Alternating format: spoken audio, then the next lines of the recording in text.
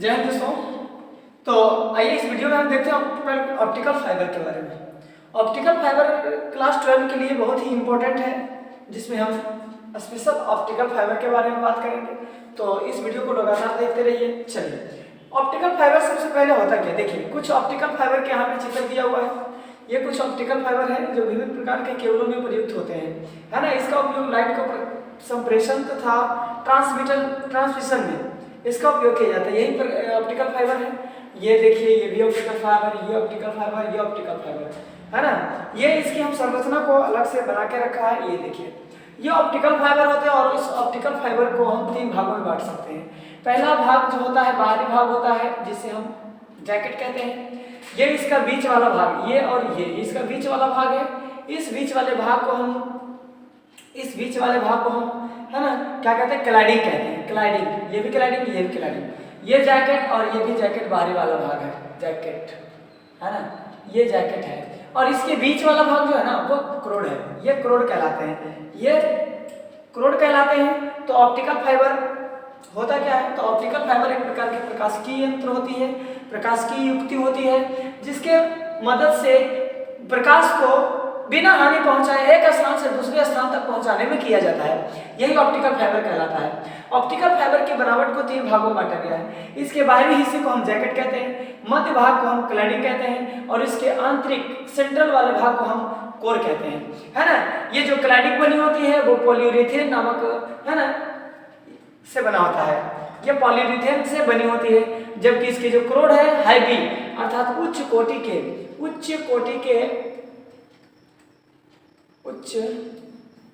कोटि के क्वार्टज या कांच के बने होते हैं। तो ये है ऑप्टिकल फाइबर, आप चित्र में भी देख सकते हैं। ये भी ऑप्टिकल फाइबर है।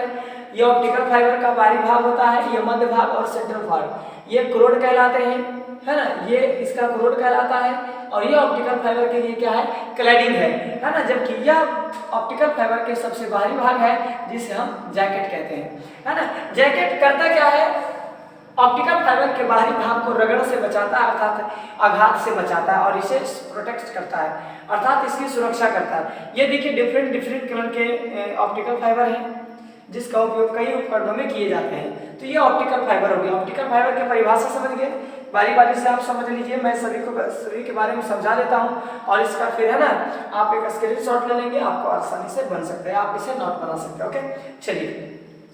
तो ऑप्टिकल फाइबर होता क्या है, ऑप्टिकल फाइबर एक प्रकार की प्रकाशीय युक्ति होती है, जिसके, है ना, जिसे बिना हानि के द्वारा प्रकाश को एक स्थान से दूसरे स्थान तक पहुंचाता है।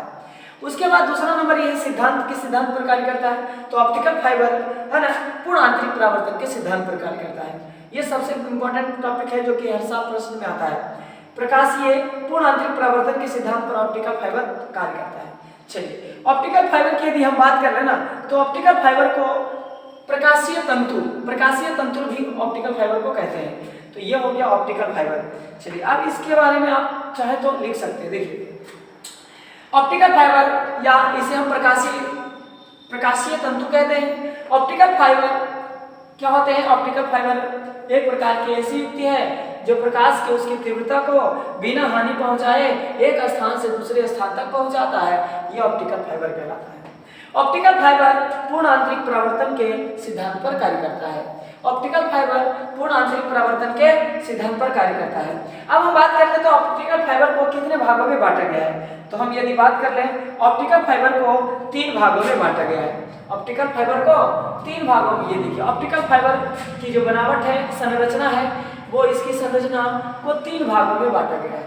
पहला हमने आपको बताया जैकेट होता है। जैकेट किसे कहते हैं, ये देखिए जैकेट, ये सबसे बाहरी वाला भाग, ये सबसे बाहरी वाला भाग ही जैकेट कहलाता है।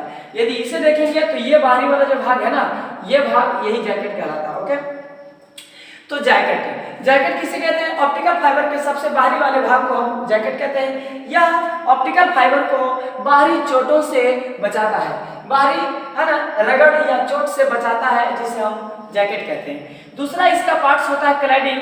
क्लैडिंग क्या होता है, क्लैडिंग ऑप्टिकल फाइबर के मध्य भाग को कहा जाता है।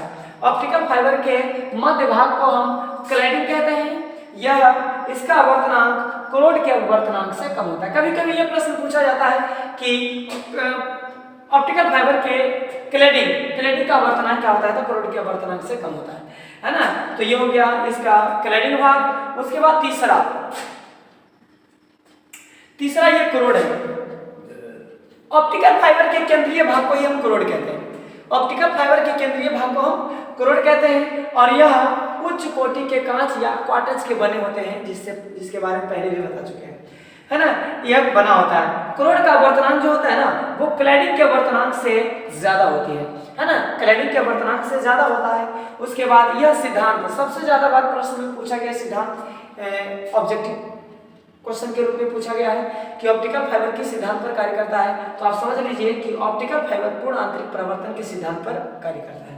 तो लगातार इसका स्क्रीनशॉट लें, उसके बाद आपको, है ना, इसे या वीडियो पॉज करके लिख सकते हैं। उसके बाद हम बात कर लेना तो इसका उपयोग, ऑप्टिकल फाइबर का उपयोग हम किस रूप में करते हैं। तो ऑप्टिकल फाइबर का उपयोग विभिन्न प्रकार के प्रकाशों को एक स्थान से दूसरे स्थान तक भेजने में किया जाता है, या डॉक्टर इसका चिकित्सीय रूप में प्रकाश पाइप के रूप में प्रयोग करता है ताकि वह गले या, है ना, आदि को देख सके। गले में विभिन्न प्रकार के सूक्ष्म घाव या, है ना, कोई वस्तु को देखने हो तो ये देख सकता है। तो प्रकाशीय पाइप के रूप में इसका उपयोग चिकित्सा जांच में किया जाता है।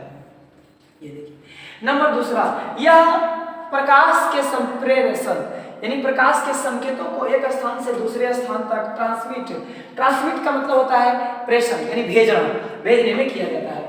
इसके अलावा यह विद्युत के संकेतों अर्थात विद्युत के संकेतों को भी संप्रेषित करता है, अर्थात एक स्थान से दूसरे स्थान तक भेजता है। तो यह था ऑप्टिकल फाइबर। आपको यह वीडियो कैसा लगा? यदि अच्छा लगा तो इसे लाइक और शेयर करें और अपने दोस्तों के साथ शेयर करें, है ना।